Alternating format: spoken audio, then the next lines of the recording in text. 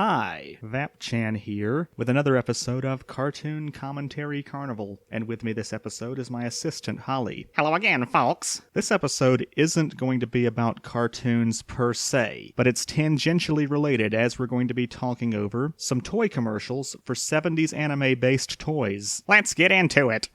Wait, there's something I've been meaning to ask you, Vap. What's that? Why do you watch everything on that stupid CRT TV when you have a perfectly good laptop there in the background? Oh, about that. The laptop back there is to keep the normies away. Just like that flag. Yes, Holly. You see, because the normies are so stupid, they think Minky Momo is cursed. I have a bunch of images of her on the laptop so that when the normies try to watch these videos, they'll see Momo's smiling face and run away crapping their pants in terror. The normies are a superstitious and cowardly lot. And how? Now, let's get into it.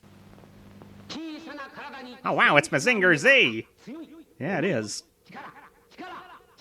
You know, the whole line of Chogokin toys, which this is one of, is named after the metal he's made out of in the show. Yes, that's very interesting, Holly.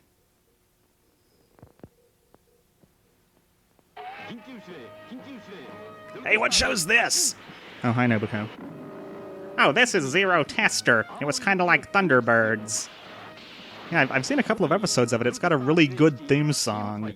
Manoido Yatsukero Zero Tesuta. Oh wow, it's great Mazinger. Yeah, it is. You know, when I was a kid, I inherited a bunch of my dad and my uncle's those old broken Shogun Warriors that they had played, really hard with as kids. And the main ones that I remember playing with a lot were the one of Raidane, the one of Getter Robo Dragon, and the Godzilla one. But I do remember also having the Mazinger one. And he was in particularly beaten up condition. Look, there he is again. And this one's got his fists that he never actually had in the show. He had a bunch of things that would come out of his fists. What the hell's that? Hey, don't interrupt me. He had a bunch of things that would come out of his fists, like different missiles, and of course they'd shoot off. But he never had, like, the huge laser thing that snapped on. Yes, I don't remember him having that in the show. Now, what the hell is that? The thing at the beginning of this one, that's, I believe his name is Robopa from the series Ganbare Robocon. He was Robocon's dumber friend, I believe. Oh, cool, it's Go Ranger and, Kamen Rider Stronger and some guy. That's Evil Knievel. Oh, it's kind of weird that they lead with him and not with the ones people actually care about. Now, that's not very nice, Holly. A lot of people care about Evil Knievel. Or at least they did until he broke that guy's legs with a baseball bat. Wow. Yeah. The sales of his toys kind of dried up after that. Whoa, Waka Ranger! From Go Ranger, we love you! And how?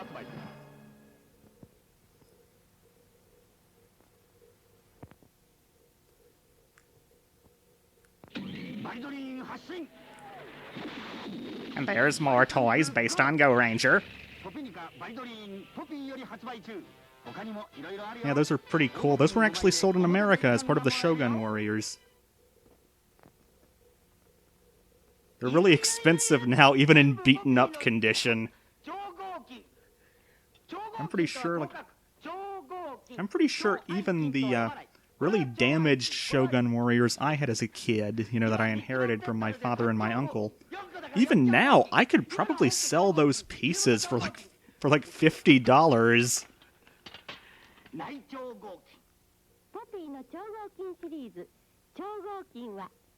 I like that teapot-headed robot. It's very cute.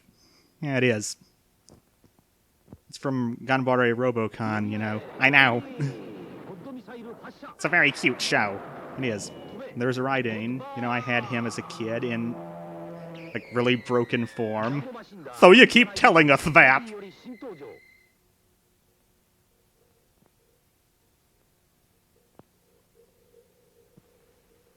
There's Getter Robo Dragon.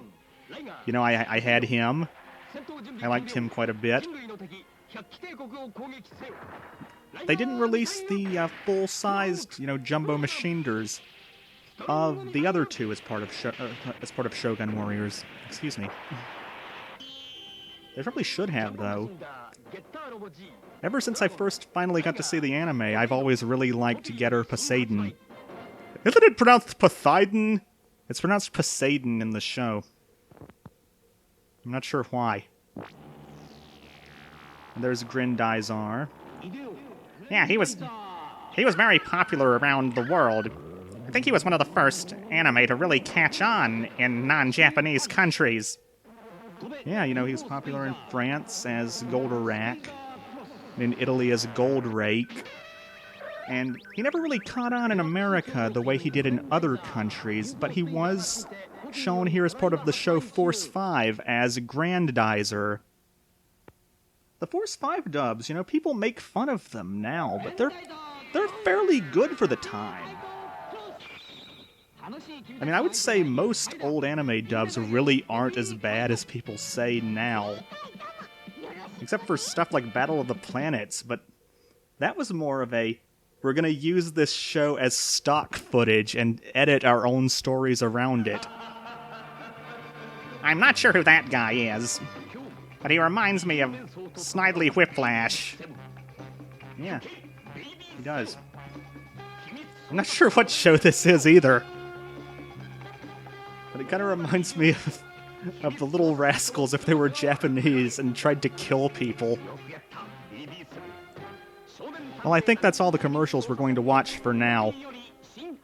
So, what did you think of those guys? I thought it was a lot of fun. We don't talk about anime nearly as much as we should on this channel. Well, I think you'll enjoy some of the episodes of VAP Talks Comics I have planned then, because after we review that horror comic that Maureen asked us to do, I think we'll do Astro Boy, Speed Racer, and maybe Robotech as well. What do you think of that? I think that'll be a lot of fun. What do you think, viewers? I think it sounds like a lot of fun, too. Personally, I think it's all too violent and thick. Well, of course you do. Well, viewers, I hope this tides you all over until the next episode of VAP Talks Comics, which will be about a horror comic. That's our show. Thank you, viewers.